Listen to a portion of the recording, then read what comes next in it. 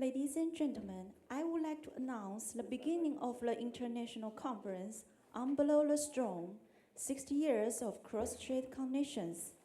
Please welcome the President of Academia Sinica, Dr. CHI-HUEY to give us the opening remarks. Dr. Ong, please.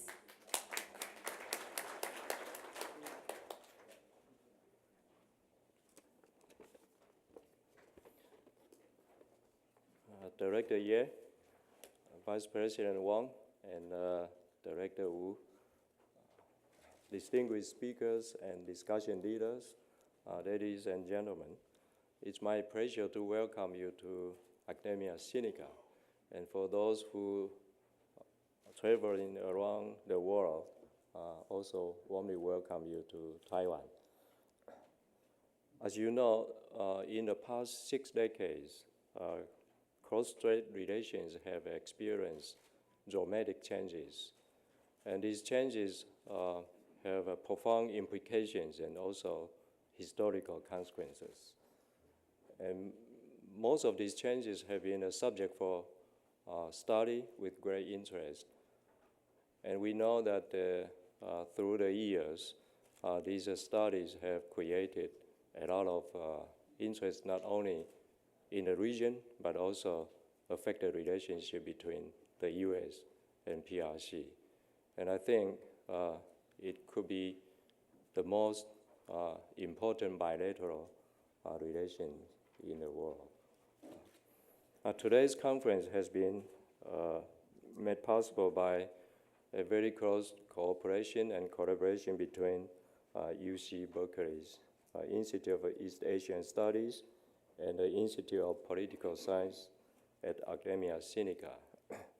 We know Berkeley's Institute of East Asian Studies is one of the premier institutions for the study of East Asia in the world. And the Institute of Political Science at Academia Sinica, for its part, has identified cross-strait relations study as one of its core research programs. Now in Taiwan, the study of cross-strait relations is, of course, a very important area, not only a subject for scientific research, but also a critical policy issues. So with such interest, I'm very happy to see the conference held today through the organization between the two institutions. Now, I just read the program of the conference, and I found that it contains many social issues, including, for example, religion, marriage, media, gender, and environment, in addition to political and economic issues. So I know many leading international scholars, both inside and outside the two organizing institutions, have been involved in putting together this important event. And the research fellows from many institutes in our academy have been actively involved by taking up positions on various panels. So I commend the leadership for your effort, and also the interdisciplinary, international, and interinstitutional nature of the conference. And I sincerely congratulate Director Ye and Director Wu for their effort to put together this important event. I know there will be more collaborations between UC Berkeley's Institute of East Asian Studies and the Institute of Political Science here at Academia Sinica.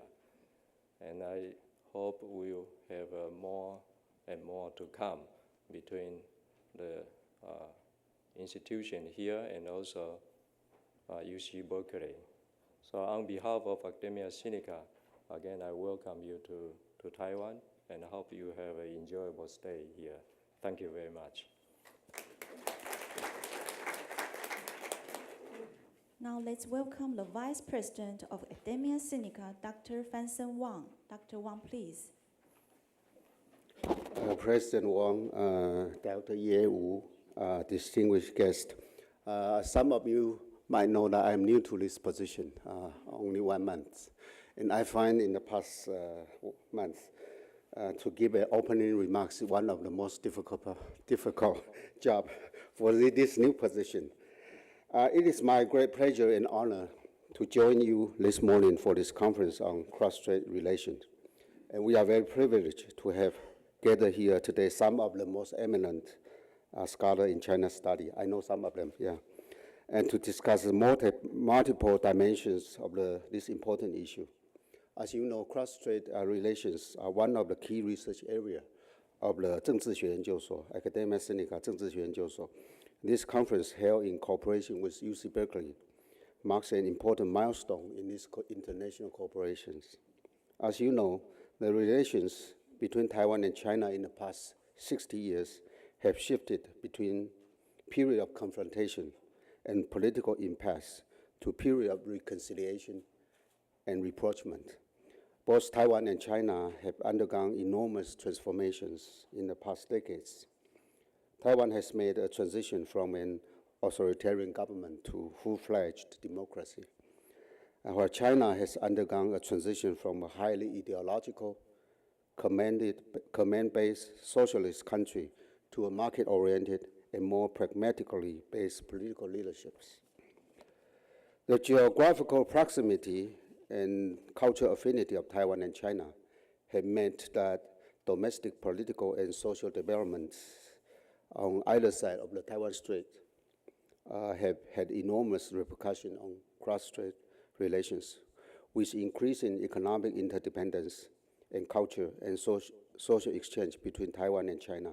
It has become imperative to understand how issues such as the media, internet, religions, transnational marriages, economic factors, as well as national, culture, and the political identities are affecting each other. So this conference is the first one to explore the complexity of this important issue from this wide range of fields.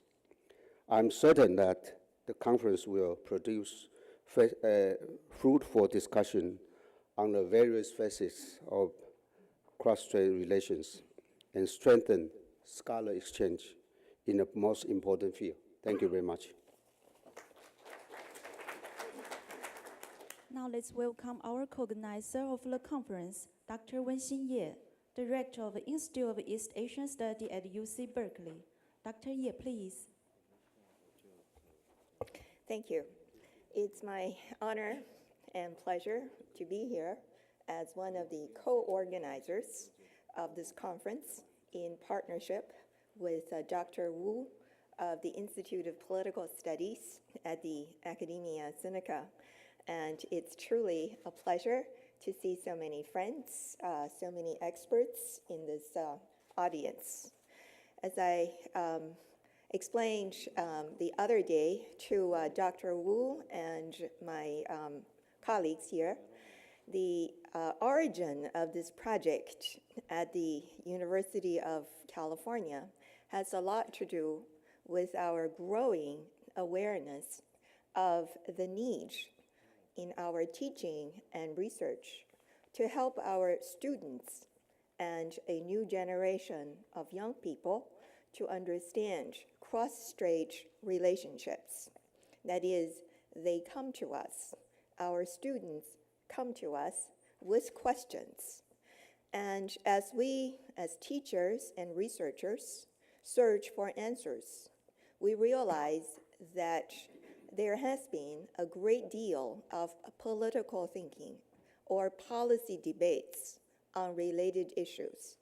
And yet, at the same time, cross-strait relationship, especially as the way these relationships have evolved over the recent decades, are issues of such multifaceted dimensions that we thought among ourselves, even though many of us did not begin as researchers with a focus on cross-strait relationships, we thought that the least we could do is to get together form a research community and engage in this kind of inquiry in an effort to bring broader dimensions of understanding, both for our own enlightenment and then also, of course, for the quote-unquote edification of our sometimes rebellious or resisting undergraduate students. So here we are. That is, we are here with a set of questions rather than answers for many of these pressing issues that we recognize that colleagues and people here deal with as a real-time, life and death, significant choice on an everyday basis. It's truly humbling for us to come here and recognize the wealth of expertise, the range of expertise, and the depth of thinking that has taken place in Taiwan on cross-strait questions. We are here, we are very grateful to be entertained seriously as deserving or even deserving intellectual equals. We are truly here to learn and to observe and to ask questions. So with that, once again, I thank the Academia Sinica for its willingness to host us, for Dr. Wu's patience dealing with the yet-to-be-completed nature of many of our presentations, and I look forward to the discussions of these 2 coming days. Thank you. And finally, a few words from our host, Dr. YU-SHAN, Director of the Institute of Political Science, Academia Sinica. Dr. Wu, please.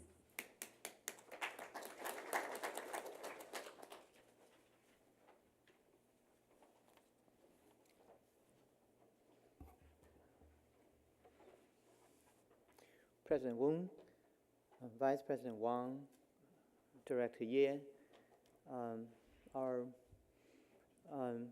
honorable guests from the United States, ladies and gentlemen, thank you very much for coming to this conference. It's very early and I'm quite surprised by this attendance, so thank you very much. As a political scientist, I have, along with my colleagues, a natural tendency of viewing cross-strait relations as simply a political issue. Forgive us for making such assumptions. The reason is that we think that cross-strait relations is not only a political issue, it's probably the most important political issue that Taiwan is facing today. If we take a look at Taiwan's economy, we have been so dependent on the mainland market. Mainland China has become the major outlet of our outbound investment. Militarily speaking, our whole defense is geared towards a possible invasion from mainland China. In terms of foreign policy, the whole effort is about finding a place for Taiwan, gaining international recognition, dealing with Beijing, and so on and so forth. And even our political system, our party system, is divided along the line not of left and right, but rather of the appropriate place for Taiwan in relation to mainland China. This is quite rare. I mean, if you take a look at democracies around the world, it's rarely the case that the political party system is defined in terms of its relations with an external power. In terms of culture and identity and so on and so forth, we are arguing among ourselves whether we are Chinese, Taiwanese, or Chinese and Taiwanese, or Taiwanese and Chinese, and the sequence is very important. So cross-strait relations is just overwhelming. We are living under the shadow of cross-strait relations. It's impossible for us not to study cross-strait relations. But given that, as a political scientist, and probably sharing this feeling with many other people, that we tend to treat cross-strait relations as simply a political issue. We tend to overlook the non-political aspects of cross-strait relations, which may be more profound, which may be affecting cross-strait relations at its very base. And so when Professor Ye came to me and said that how about holding a joint conference on cross-strait relations and taking an interdisciplinary perspective, bringing in not only political scientists, but anthropologists, sociologists, people from many other fields studying languages and civilizations, so on and so forth, to talk about the political science cross-strait relations at its very roots. Then I felt extremely honored and delighted. So that's the origin of our cooperation, and here we have this conference. I'm really humbled by the width and depth of the subject that is going to be touched on, by the expertise of the participants. And I really look forward to an extremely exciting learning experience ahead of us. So again, on behalf of the Institute of Political Science, I welcome you, and I hope that this is just the initial first step towards collaboration with UC Berkeley, with American scholars, and with scholars from other disciplines. By the way, the last word is I'm very happy that I have this opportunity to co-host this conference with Professor Ye, because otherwise the disciplinary boundaries have actually kept political science from many humanities in even academia Sinica. Because of this conference, I have to contact a lot of my colleagues in other institutes, and I'm very happy that many of them can lend us a help to bring this conference into shape. So thank you very much. I look forward to an exciting conference. Thank you.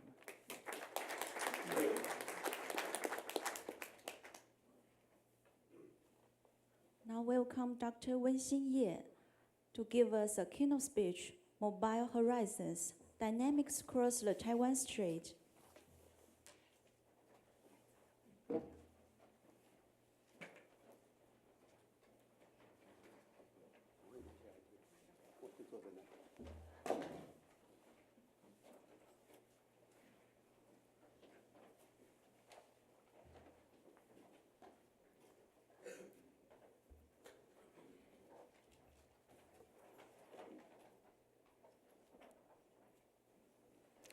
Thank you. Once again, it's my honor and to speak here, delivering a set of opening remarks that, at least for myself, would help orient my thinking for these coming 2 days. So as a historian and reflecting upon the dynamics of cross-strait relationships of the past 60 years under the title Below the Storm, one cannot help but noticing that at least 60 years earlier, the relationship across the strait was defined by the certainty of war. And then, 60 years later, at this point, the certainty of war has been removed, but instead of the certainty of peace, it's been replaced by the irresolution of peace. And Taiwan has faced a situation in which it was clear that it's a war that cannot be won, and it's also evident that it's a peace that must not be lost. So what is the people of Taiwan to do then about this relationship across the strait? Well, when the people of Taiwan do their thinking and considering, it faces yet another challenge. Namely, for decades, the placement of Taiwan in politics or in global politics has been such that the fate of the people of Taiwan is not necessarily the outcome of their own doing. As historians, or as every one of us, are familiar, Taiwan went through from a part of the Qing Empire to the Japanese Empire to the Republic of China and to its situation of today. In the middle of the 20th century was Jinmen and Mazu on the very forefront of international Cold War. Taiwan was very much at the forefront of international contestations. And the people of Taiwan, as Professor Dittmer and Professor Wu's research will show, it's a triangulated relationship involving big power politics over which the will of the people of Taiwan and the voice of the people of Taiwan are not very often exercised or heard. Now, of course, it doesn't really matter nearly as much in the earlier decades, as we look back to 60 years earlier, when the will of the people of Taiwan was being mobilized into a collectivized enterprise for the fighting of a single cause with the certainty of war. But then things became a little bit complicated afterwards, especially as the prospect of peace appeared to be realistic or imminent. The opening up of relationship or the softening of relationship between the United States and the People's Republic of China in the 1970s ushered in decades of reconfiguration in relationships across the Pacific and within that context across the strait between Taiwan and the People's Republic. Now, of course, it was also against this backdrop that the process of democratization takes place in Taiwan itself, which means that the people of Taiwan, over the course of the past 2-3 decades, are increasingly building the kind of civic space in which they give voice to their own thinking and ideas. They do their own thinking as individuals, as citizens, rather than subjects or members of a militarized authoritarian society. As they do their thinking, what do they discover? Well, they discover that on the other side of the Taiwan Strait, they face not just an entity, the intention of which they cannot fathom or trust. It's also that over the past decades, that entity, thanks to its economic modernization or transformation, has gained so very much in power, prowess, intellectual prestige, that this conversation between Taiwan and the mainland threatens to be embroiled in contexts that's becoming ever more asymmetrical between the two sides.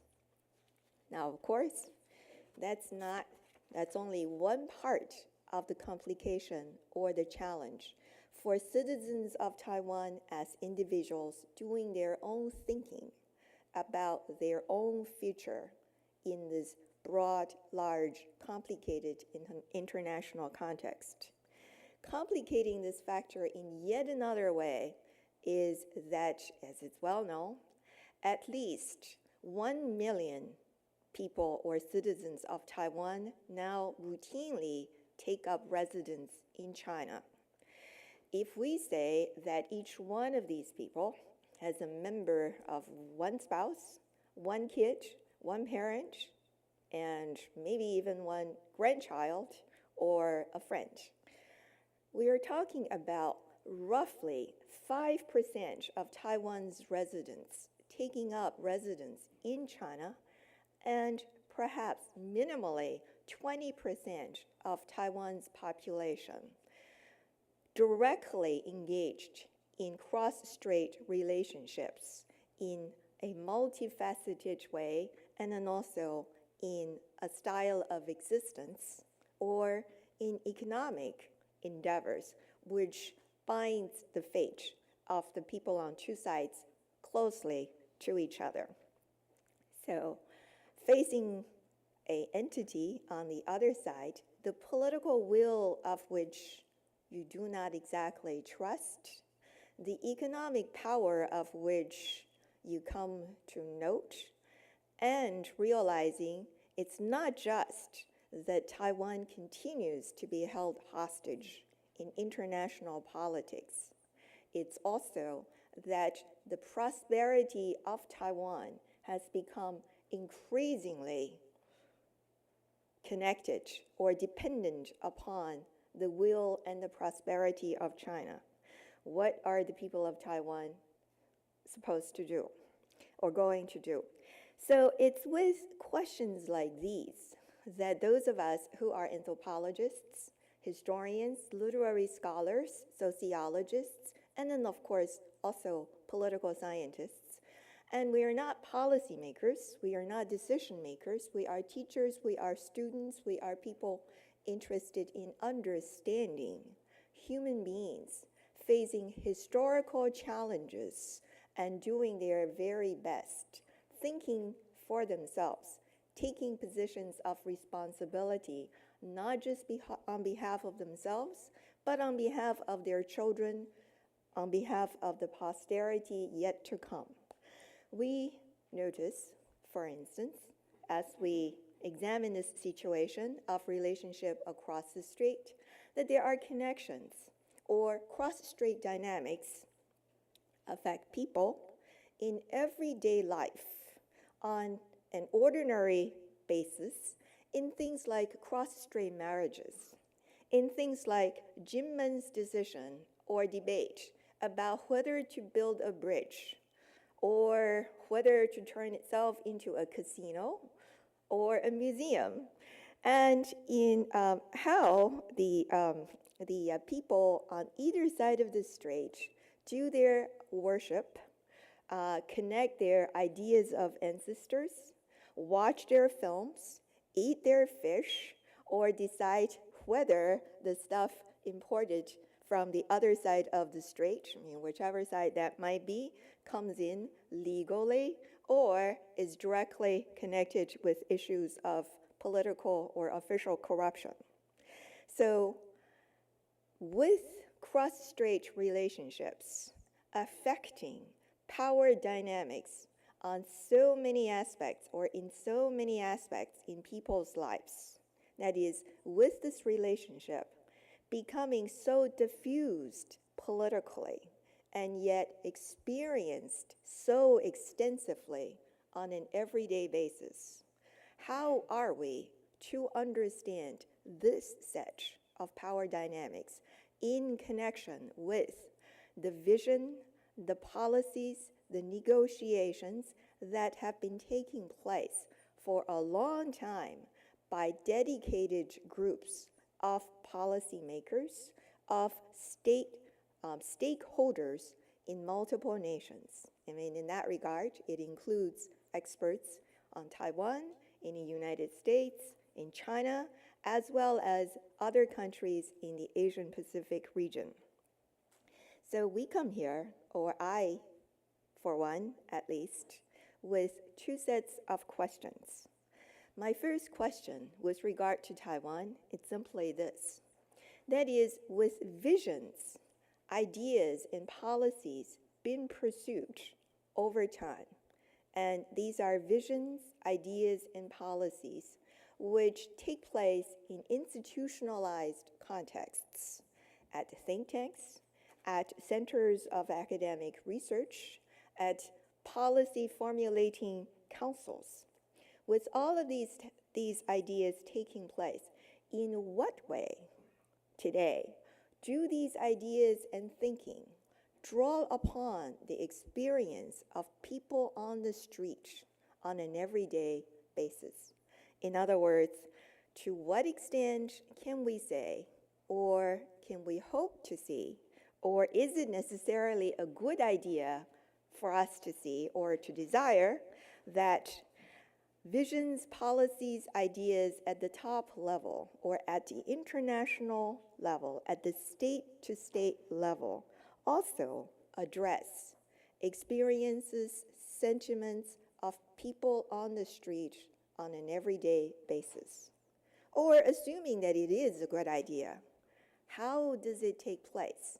In other words, when it comes to Taiwan itself, when Taiwan takes a position on cross-strait relationship, is it a position fully informed either by the desires, the aspirations, the sentiments, the rationalities, the knowledge, the thinking of all of its people, most of its people, some of its people, its leadership, or whatnot? So in other words, basically, my first question here is about the structure of ideas and of knowledge in Taiwan's thinking about Taiwan's future in connection with relationship across the strait as well as Taiwan's broader place in the context of big power relationships. And the second question that I have in mind concerns the issue of how. Namely, as is well known, cross-strait relationship is one of the most hotly debated public issues in Taiwan's civic arena. And it is possible, I think, to draw, and also important, to draw distinctions between the nature of a political debate and a politicized debate. So I'm interested in learning over the course of these 2 days, to the best that I can, whether, that is, in public discussions about differences concerning issues across the strait, whether the citizens of Taiwan are engaged in a political discussion in which differences are tolerated, respected, accepted, and then also taken into account in a synergistic fashion. Or this is actually a politicized debate. In other words, people taking different political positions become themselves attached with politicized labels, which in turn carry a divisive effect.